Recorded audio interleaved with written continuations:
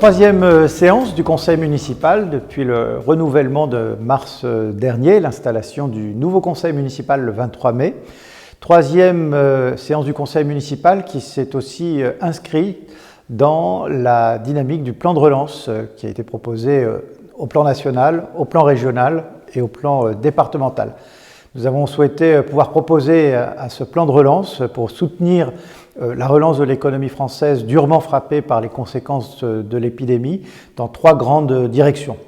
La première, c'est de pouvoir accentuer et accélérer tout ce qui peut porter à Saint-Omer la transition écologique.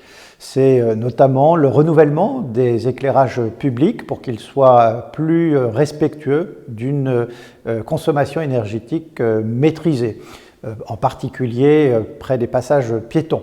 C'est aussi tout le travail d'aménagement des bâtiments municipaux et le renouvellement des menuiseries du bâtiment de la mairie.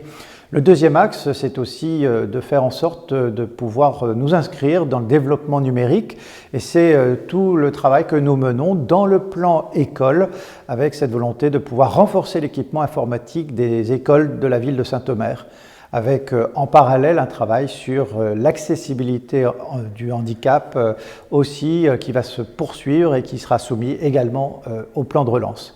Et puis dernier axe qui a aussi marqué notre engagement dans les plans de relance, c'est la valorisation de notre patrimoine et nous soumettons la poursuite des travaux de sauvegarde de l'église Saint-Denis dans ce cadre-là et puis aussi l'aménagement du jardin public avec dans les semaines qui viennent le démarrage d'un chantier de réhabilitation de la fontaine du jardin à la française. Vous le voyez, nous sommes donc pleinement engagés, comme nous en avons l'habitude à Saint-Omer, dans les opportunités qui sont offertes par nos partenaires, que ce soit le département, la région et l'État. Et ces plans de relance, nous avons vraiment l'intention d'inscrire nos projets qui ont été préparés, qui sont dans notre programme municipal, qui ont été travaillés avec les équipes, les agents et les élus municipaux pour que nous puissions être en dynamique et pouvoir faire progresser la ville de Saint-Omer. Au cours de ce conseil municipal, nous avons aussi travaillé sur un sujet de préoccupation majeur au quotidien des Audomaroises et des Audomarois, c'est le sujet de la propreté de notre ville et le respect de notre cadre de vie. C'est une préoccupation au quotidien aussi pour les élus, pour les agents, pour le service ville propre en particulier. Nous avons décidé d'aller encore plus loin et c'était une de nos propositions de notre programme municipal en créant une brigade de la propreté. Philippe Boisdin, adjoint en charge de la propreté, a présenté cette délibération. 2 agents supplémentaires vont donc être recrutés dans les tout prochains jours et vont constituer une brigade de la propreté. Non pas pour remplacer le travail qui est effectué par les agents du service ville propre, ils le font avec professionnalisme et engagement, mais pour pouvoir faire en sorte d'accompagner cette politique en faveur de la propreté d'une plus grande vigilance encore sur le respect des règles en vigueur sur les questions de propreté, de faire des rappels aussi auprès des propriétaires sur les bas de façade, de pouvoir veiller à ce que chacun soit équipé également de sachets plastiques, comme le fait depuis le début de l'introduction de cette nouvelle infraction de non-port de sachets plastiques lorsqu'on promène son chien, la police municipale. En tout cas, une brigade de propreté qui va venir matérialiser l'engagement de la ville de Saint-Omer en faveur du cadre de vie des Audomaroises et des Audomarois et qui va venir compléter l'arsenal par cette action engagée au service de la propreté dans notre ville.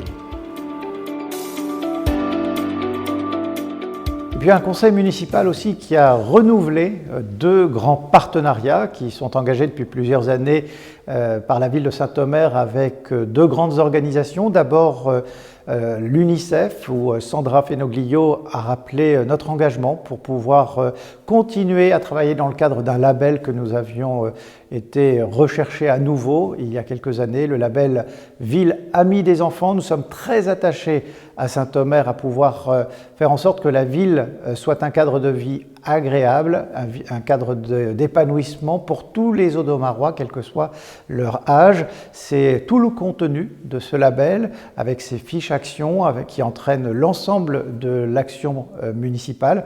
Et Sandra Fenoglio nous a proposé que nous candidations pour la poursuite de cette coopération avec l'UNICEF. Christophe Molin a lui rappelé l'engagement depuis 2015 en faveur d'une opération Une naissance, un arbre, que nous avons initié au travers d'un partenariat que nous sommes allés proposer à l'Office national des forêts. Nous avons ainsi planté en 6 ans 1500 arbres dans les forêts domaniales du ressort de l'Office national des forêts qui se situe à Clermarais et à Tournan. Eh bien, nous souhaitons pouvoir poursuivre cette action. Elle a depuis 2015 inspiré d'autres communes qui ont reproduit ce partenariat avec l'ONF, et je suis fier que la ville de Saint-Omer ait été finalement en anticipation, précurseur d'une action qui est à la fois une action pour notre environnement, pour pouvoir capter aussi les gaz à effet de serre, et aussi qui permettent aux familles d'avoir aussi un objet qui puisse matérialiser leur propre engagement. C'est beaucoup aussi pour eux une sortie familiale et qui permet de faire la pédagogie aussi de cet équilibre entre la nature et l'homme qui est si propre à l'identité audomaroise. Voilà 2 belles actions qui seront poursuivies grâce à ce partenariat avec l'UNICEF et avec l'ONF.